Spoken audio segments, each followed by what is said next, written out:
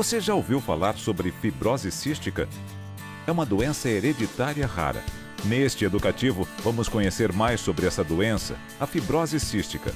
Saber dos avanços no diagnóstico, tratamentos que cada vez mais têm garantido a longevidade e a qualidade de vida aos pacientes. Fibrose cística é uma doença genética, né, onde há um comprometimento das vias aéreas e também do tubo digestivo, e se caracteriza por um início precoce, né, com falta de ganho de peso, diarreia com perca de gordura e principalmente com alteração do muco das vias respiratórias, que caracteriza a doença por ter infecções de repetição.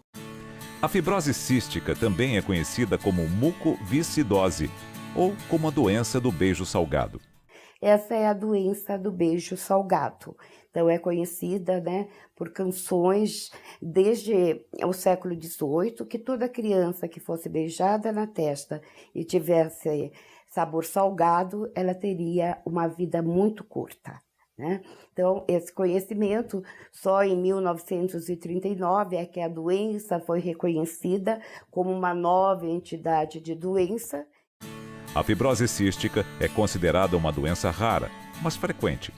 A incidência da fibrose cística no mundo é, em média, 1 para cada 3.500 nascimentos. Como ela é uma doença que tem um acometimento maior em indivíduos brancos, ou seja, de origem caucasiana, essa incidência pode ser maior. Então, 1 para nascimento a cada 1.500, 1 para 3.000, 4.000. Mas a doença também ocorre na etnia africana, é menos comum e rara em orientais. Então, isso é variável no mundo. Nós temos cerca de 80.000 pacientes, né, diagnosticados com fibrose cística no mundo, sendo que 5.000 aqui no Brasil, com uma grande probabilidade de um bom número de não diagnosticados, aí não notificados e, portanto, desconhecidos. A fibrose cística é uma doença genética autossômica recessiva, onde o paciente herda um gene defeituoso do pai e um gene defeituoso da mãe. Então, quando a pessoa é portadora apenas de um gene defeituoso, no caso, os pais do paciente com fibrose cística, a doença não se manifesta. Para a doença se manifestar, é preciso a presença desses dois genes defeituosos. Sabe-se hoje que a partir de uma mãe e um pai, cada um portador de um gene da fibrose cística, a possibilidade desse casal ter filhos com a doença é de 25% de ter um filho normal, que não seja portador e não tenha a doença. 50% de ter um filho portador do gene, mas que não tenha a doença. 25% de ter um filho com fibrose cística. Isto vale para cada gravidez de forma independente e é considerado um risco alto. A fibrose cística é muito pesquisada e sua causa é conhecida. A fibrose cística é causada por um par de genes com defeito. O papel desses genes no nosso organismo é produzir uma proteína. E esta proteína forma um poro, um canal nas células, digamos uma porta, que é para a passagem do sal, principalmente do íon cloro. Havendo este defeito, nós vamos ter uma falta desta porta, deste canal de cloro, ou uma redução na quantidade destes canais. Então, isso leva a um desequilíbrio na distribuição do sal e da água por todo o organismo e também a alteração nas glândulas produtoras de muco, fazendo com que o muco não seja normal, ele seja muito espesso, o que favorece que ele fique parado, né, que haja dificuldade de você eliminar esse muco, principalmente do trato respiratório. Na fibrose cística, todas as secreções do organismo são alteradas. Por uma mutação genética, há um defeito, ou seja, um mau funcionamento das glândulas de secreção e as sudoríparas.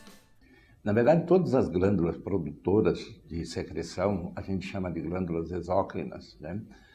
As glândulas, começando pelas glândulas salivares, você tem alteração nas glândulas salivares, essa proteína funciona e se expressa nas glândulas salivares, nas glândulas sudoríparas do suor, e que explica o suor salgado é exatamente o mau funcionamento de uma proteína, que é a proteína que regula a passagem de cloro e bicarbonato.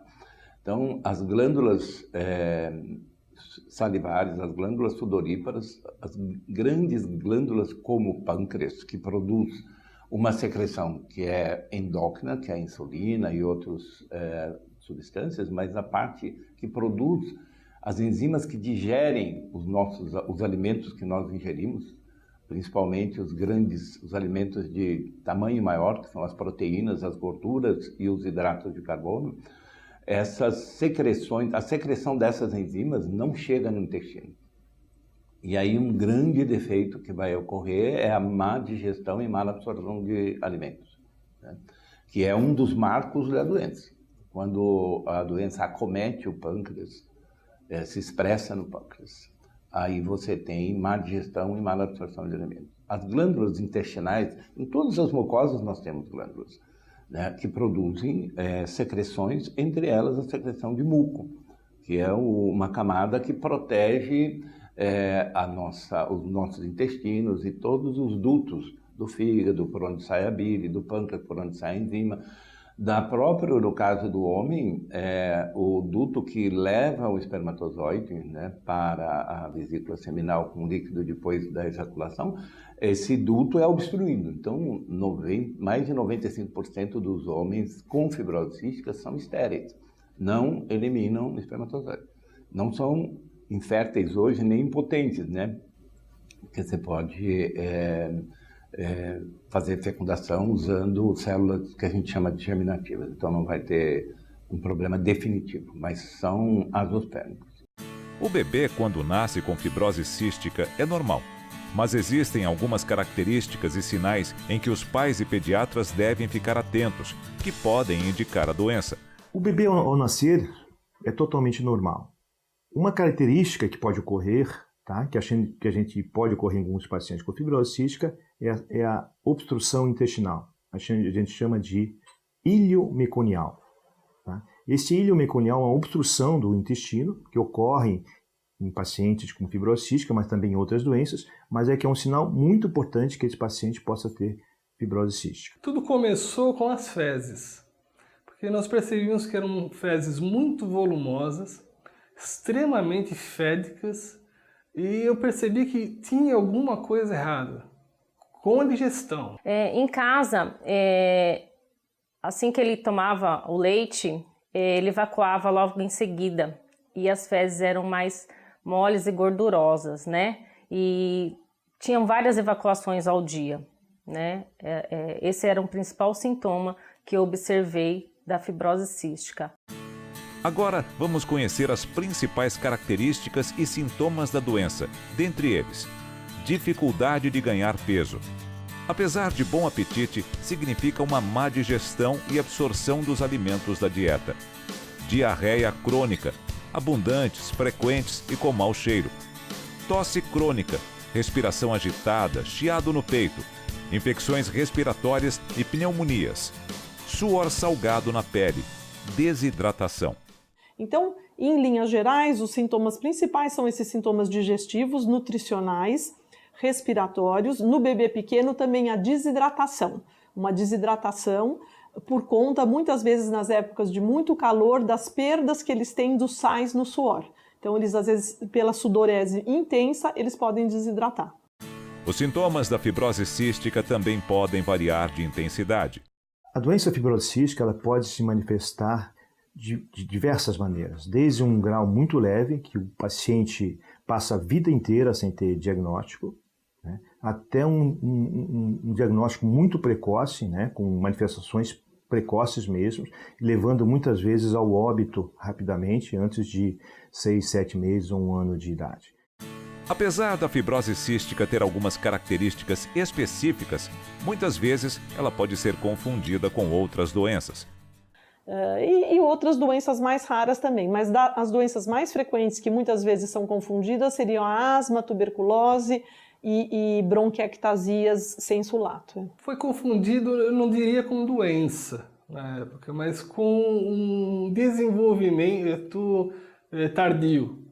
A evolução da doença para cada paciente é variável em função da genética, precocidade do diagnóstico e dos tratamentos utilizados. Mas vamos ver como ela age no aparelho respiratório e digestivo, dois dos principais órgãos acometidos pela doença. Aparelho respiratório. A fibrose cística atinge o aparelho respiratório de uma maneira muito precoce, né? E a principal causa de morte do paciente com fibrose cística é o aparelho respiratório.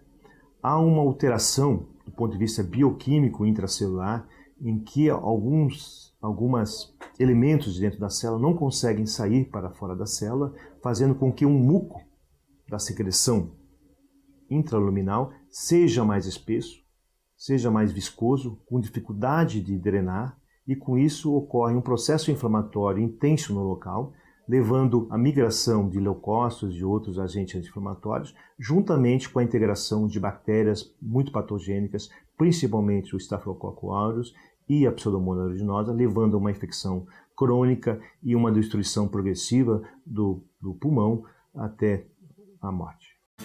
Aparelho digestivo. A manifestação mais importante é a falta da função pancreática, a falta da existência das enzimas pancreáticas. Tudo que a criança comer e o adulto, o indivíduo depois se alimenta, se não tiver enzima pancreática, ele não vai aproveitar. Ele vai perder tudo o que ele se alimentar. Então, no início o indivíduo fica, apesar de estar comendo, ele vai ficar faminto. O bebê fica com uma fome voraz. Depois ele tem outras complicações. Mas o que a gente tem de manifestação clínica do tubo digestivo é a falta de enzima pancreática. Existem algumas outras manifestações, mas a maioria é consequente, então, à não função da proteína. Agora vamos ver como se realiza o diagnóstico da fibrose cística.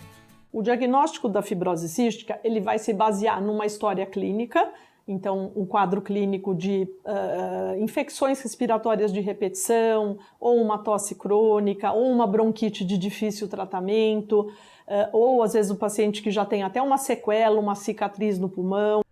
A triagem neonatal e o teste de suor têm um papel importante no diagnóstico da fibrose cística. Bem, nós vivemos uma realidade, felizmente, mais positiva.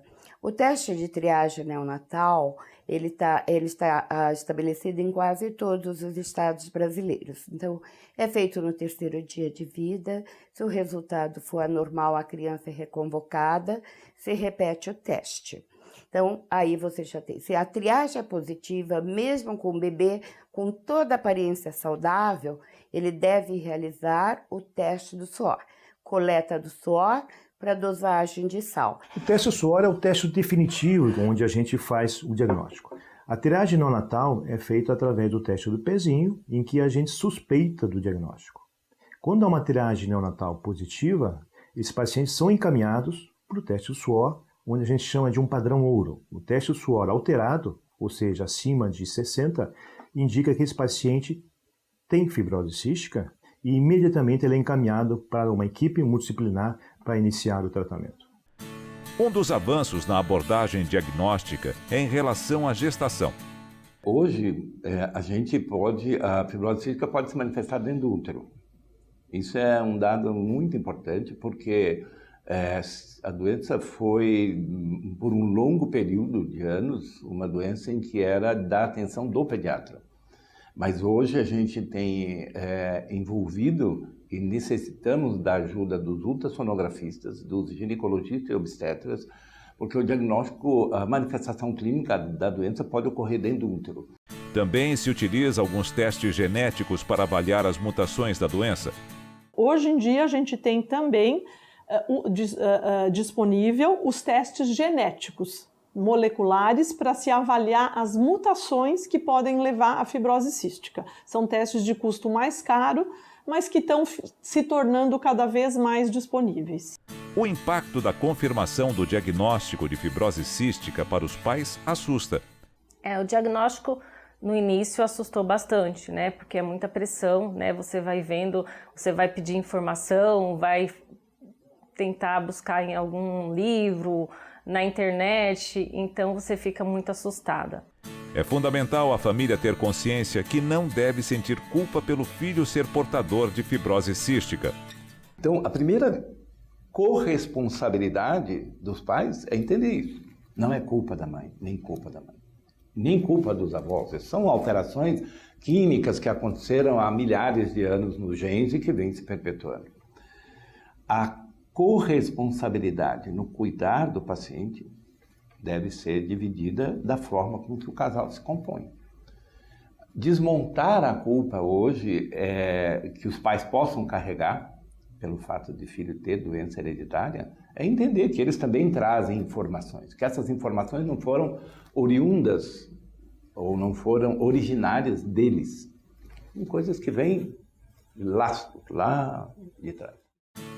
Ainda não existe cura para a fibrose cística, mas existem várias abordagens de tratamentos que garantem cada vez mais tempo e qualidade de vida para os pacientes. A doença ainda não tem cura. Nas últimas décadas, principalmente a partir da década de 80, houve um grande salto, uma melhora na mediana de sobrevida desses pacientes com novas terapias. Então são diversos tratamentos que, a depender de cada paciente, mais para um lado, mais para o outro, mas que na somatória a gente começa a fazer todo esse tratamento em conjunto, junto com outros profissionais da saúde, para poder melhorar a evolução desses indivíduos. O tratamento da fibrose cística é dividido basicamente em duas partes. Tratamento digestivo. O tratamento digestivo baseia-se na reposição de enzimas pancreáticas, além de uma dieta hipercalórica. O tratamento digestivo constitui em se fornecer as enzimas pancreáticas, que o pâncreas não produz direito, junto a cada refeição. Tratamento respiratório. No tratamento respiratório, o objetivo é a fluidificação do muco pulmonar, além da prevenção de infecções pulmonares. O tratamento respiratório, basicamente, ele se baseia em fluidificar as secreções respiratórias, o muco, que é um muco intestinal muito viscoso. Então, são diversas medicações inalatórias que são usadas para fluidificar essas secreções. A fisioterapia também é muito importante e faz parte do tratamento respiratório da fibrose cística. É recomendado, a fisioterapia é recomendada e é essencial, porque ela é praticada desde o início, mesmo antes da doença respiratória se estruturar e estabelecer no paciente com fibrose cística. A fisioterapia, e é uma fisioterapia que não é só no sentido de corrigir, de retirar, de remover secreção.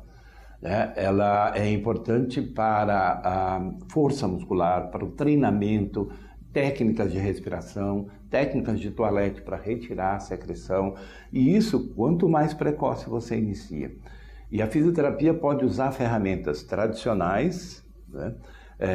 Que envolve a fluidificação de secreção, a mobilização da secreção, técnicas de tosse, né, para que a criança, retirando secreção, fique melhor, possa praticar atividade física. E, lembrando de atividade física, a fisioterapia também pode incluir condições lúdicas para a criança, música, natação, atividade física, aeróbica, anaeróbica, mas tudo reforço de musculatura para o adolescente é importante, músculos que auxiliam a respiração, né? Então é uma ferramenta importantíssima de uso diário, que a gente ensina as técnicas para as famílias e que um profissional de fisioterapia pode interferir 1, 2 vezes por semana, em qualquer momento, ajudando a família a fazer em casa. Em alguns casos, com a doença avançada, o transplante pulmonar pode ser uma opção de tratamento. Algo extremamente importante para a gente lembrar é que os pacientes com fibrose cística são os pacientes que têm as melhores taxas de sobrevida com o transplante de pulmão. Então eles têm uma boa resposta, até porque são pessoas mais jovens e que conseguem normalmente ter uma melhor adesão ao tratamento pelo fato de ser uma doença crônica e já estão lidando com isso a longo prazo. Então é uma perspectiva. Uma coisa que é importante a gente lembrar é que o transplante não é uma cura de uma doença, a gente está trocando um problema de saúde por um outro, mas obviamente com muito mais qualidade de vida. Felizmente, o tratamento da fibrose cística tem avançado muito com o surgimento de novas terapias. E pela primeira vez a gente agora tem disponível algumas drogas que agem diretamente no problema da proteína defeituosa. Então aquele defeito genético, hoje em dia com tratamento via oral, para muitos pacientes a gente consegue fazer com que aquela proteína volte a funcionar, então aquele canal de cloro volte a ter a função dele e com isso a gente tem uma melhora impressionante de alguns quadros. Infelizmente isso ainda não é realidade para todas as mutações, mas muitos pacientes que já têm essas mutações específicas já têm esses tratamentos disponíveis em vários países e provavelmente em alguns meses a gente vai ter disponível no Brasil também. E diversas outras drogas estão em estudos para poder pegar a grande maioria dos pacientes com fibrose cística, a maior parte das mutações que hoje em dia esses pacientes possuem. Uma outra dificuldade no tratamento da fibrose cística está relacionada à adesão ao tratamento. A adesão do tratamento é uma das nossas grandes lutas, né? Acho que de todo pai e toda mãe. Na adolescência, eu acredito que seja um pouco mais difícil, porque chega uma certa idade que é difícil aceitar a doença, mas a gente tenta trabalhar isso do lado psicológico, né? Na criança é um pouco mais fácil de lidar, mas às vezes existe eles relutam um pouco para fazer o tratamento. Quando a gente fala que é uma doença multissistêmica, que diversos órgãos podem ser acometidos e que diversos tratamentos têm que ser feitos para a gente poder melhorar essa qualidade de vida e a sobrevida desses indivíduos, a adesão sempre acaba sendo um grande problema. Como vimos, a fibrose cística é uma doença complexa e a informação é uma grande aliada dos pacientes e das famílias. Por isso, se você quiser obter mais informações sobre a doença, procure o núcleo de saúde de sua cidade ou já anote algumas dicas. GBEFC, Grupo Brasileiro de Estudos de Fibrose Cística, site portalgbefc.org.br. ABRAM, Associação Brasileira de Assistência à Mucoviscidose, site abram.org.br. APAM, Associação Paulista de Assistência à Mucoviscidose, site apam.org.br. Ambulatório de Pneumologia do Instituto da Criança do Hospital das Clínicas de São Paulo, site hc.fm.usp.br. Ambulatório Interdisciplinar de Fibrose Cística da Santa Casa de Misericórdia de São Paulo, site santacasasp.org.br. Hospital Infantil Joana de Guzmão, site hijg.saude.sc.gov.br. A escola faz parte do dia a dia dos pacientes com fibrose cística. Por isso, ela deve estar orientada e informada sobre a doença. A escola é importante, sim, em conhecer a fibrose cística, porque, como parte do dia essa criança vai estar dentro da escola, muitas vezes parte das medicações vão ser administradas na escola. Por exemplo, as enzimas pancreáticas. Na escola eu levei informativos sobre a doença, né? Cada participante, cada funcionário, eu dei a orientação, né, de que ele teria que tomar os medicamentos. O apoio familiar também é fundamental. Eu acho que o apoio familiar ele é fundamental para poder entender tudo o que acontece, para poder participar do nosso dia a dia, para poder incorporar a família toda ao tratamento. Eu acho fundamental o apoio familiar. A realidade mostra cada dia mais pacientes com fibrose cística vivendo uma vida normal. A criança com fibrose cística pode ter uma vida perfeitamente normal. Nós temos pacientes que estão no primário, no segundo grau, na faculdade, que são profissionais e até alguns que já casaram. O dia a dia dos meus filhos é extremamente normal. Eles participam da escola regularmente, fazem esportes, que é fundamental. O esporte é fundamental. Saem para passear, vão em aniversários, fazem tudo que uma criança que não tenha nenhuma doença faz. Eles são a vida totalmente ativa. Se seu filho foi diagnosticado com fibrose cística, não se desespere. Procure ajuda médica especializada, pois cada dia mais as perspectivas são boas. Se você identificou no seu filho que tem a fibrose cística, a primeira coisa é procurar um centro de referência, é procurar o tratamento. Existe o tratamento e ele está disponível gratuitamente. Muitas vezes as famílias não sabem disso, muitas vezes não tem essa informação e isso é fundamental. A mensagem que eu deixo hoje para um pai e uma mãe que tem um recém-diagnóstico é aprender aquilo que demorou um pouquinho para eu aprender, que é viver um dia de cada vez. Não ir procurar nada na internet, porque cada caso é um caso. A gente não pode generalizar, não pode decretar a falência na vida dos nossos filhos. Vamos viver um dia de cada vez e aprendendo dia após dia.